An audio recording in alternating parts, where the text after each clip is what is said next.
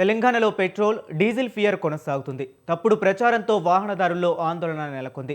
బంకుల వద్దకు వాహనదారులు బారులు తీరుతున్నారు. అవసరం లేకున్నా ఎక్కువ మంది ట్యాంక్ ఫుల్ చేయిస్తుండటంతో పెట్రోల్ బంకుల్లో పెట్రోల్, డీజిల్ ఖాళీ అవుతుంది. దీంతో పలు పెట్రోల్ బంకుల్లో నో స్టాక్ బోర్డులు దర్శనమిస్తున్నాయి. వాహనదారులు ఆందోళన చెందవద్దని అధికారులు సూచిస్తున్నారు. ఇక ఇదే అంశం గురించి మరింత సమాచారాన్ని మా కరెస్పాండెంట్ విశాల్ అందిస్తారు. రైట్ హరి, తెలంగాణలో మరోసారి పెట్రోల్ బంకుల దగ్గర క్యూ లైన్లు కనిపిస్తున్నాయి. కిలోమీటర్ల మేర క్యూ లైన్లలో నిలబడి ప్రజలు డీజిల్ ని, పెట్రోల్ ని నింపుకోవాల్సిన పరిస్థితులు మళ్ళీ ఒకసారి ఏర్పడ్డాయి.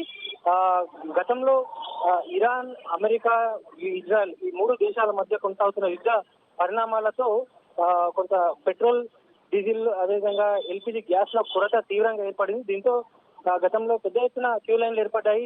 ప్రజలు ఇబ్బందులు పడ్డారు. ఇక తాజాగా ఆ పరిస్థితుల నుంచి కొన్ని రోజులు గట్టెక్కినప్పటికీ మరోసారి తెలంగాణలో క్యూ లైన్లు కట్టాల్సిన పరిస్థితులు ఏర్పడ్డాయి. ఇక దీనికి సంబంధించి అటు పెట్రోల్ డీలర్స్ అసోసియేషన్ ఒక వర్షన్ వినిపిస్తున్నారు. అదేవిధంగా సివిల్ సప్లై కమిషనర్ మరొక రకమైన వర్షన్ వినిపిస్తున్నారు. ముఖ్యంగా ఒక మూడు కారణాలను సివిల్ సప్లై కమిషనర్ చెప్తున్నారు.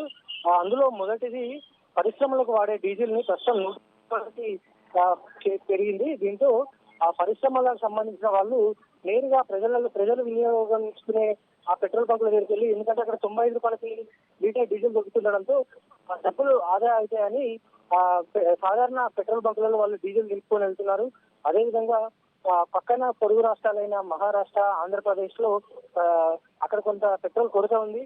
దీంతో ఆ తెలంగాణ బార్డర్ లో ఉన్న జిల్లాలైన నిర్మల్, ఖమ్మము ఈ జిల్లాలకు ఏపీ నుంచి కొంతమంది వచ్చి అక్కడ పెట్రోల్ నింపుకోవడం వల్ల కొంత కొరత ఏర్పడింది. అదేవిధంగా ఈ రోజు పశ్చిమ బెంగాల్ తుది విడత ఎన్నికలు జరుగుతున్నాయి. దీని తర్వాత అంటే మే 1 నుంచి పెట్రోల్ రేట్లు భారీగా పెరుగుతాయని కూడా ప్రచారం జరిగింది. దీనికి సంబంధించి కేంద్ర ప్రభుత్వం ఒక స్పష్టతను ఇచ్చింది. కానీ అది పూర్తి స్థాయిలో ఇంకా ప్రజల్లోకి వెళ్ళలేదు, భరోసాని ఇవ్వలేదు.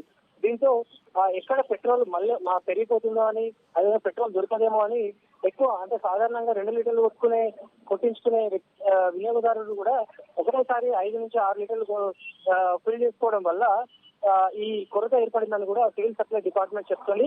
ఇక మరోవైపు పెట్రోల్ డీలర్స్ అసోసియేషన్ వాళ్ళు మాత్రం ఆయిల్ కంపెనీలకు స్టాక్ లేదని చెప్తున్నాయి అని, దానివల్లే కొరత ఏర్పడిందని ఈ డీలర్స్ అసోసియేషన్ చెప్తున్నారు. అయితే మొత్తానికి ఈ కొరతను అధిగమించేందుకు ప్రత్యేక ఆయిల్ ట్యాంకర్లను సిద్ధం చేస్తున్నాము. అదేవిధంగా ఎప్పటికప్పుడు మానిటరింగ్ చేస్తున్నాము.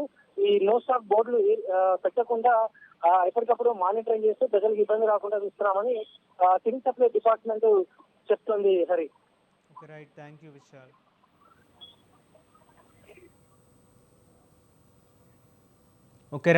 యూ విశాల్.